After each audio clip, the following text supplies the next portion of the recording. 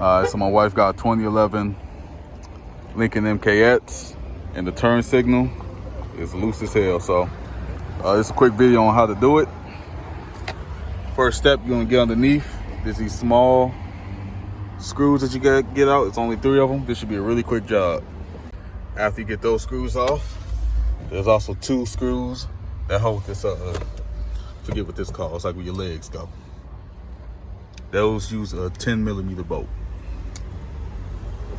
So afterwards, you can easily pull this out. It's just like 4 to 8 clips around the outside. Watch out, this one in here is connected to the vent. So just be light with that. Same thing for the undercarriage. I couldn't catch that on camera, but I kind of just popped it off. Be mindful of this because you might close it on there. Pull that out. Then it should be like, I believe one of these is held in by a torque screw. I think that's the screw right there. But yeah, you're almost done.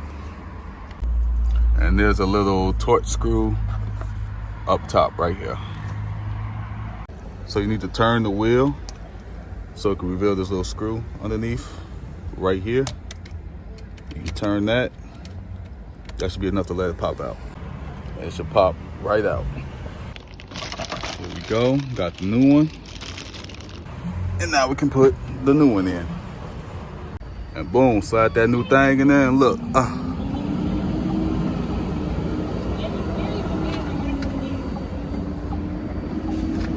We live, baby. Everything working just fine. Why don't you go ahead and hit that signal right quick? Why don't you go ahead and turn that off right quick? It turns off automatically. Oh, see? You feel me? Everything good. That's how you know it's working right. Y'all stay tuned, man. More fits is coming.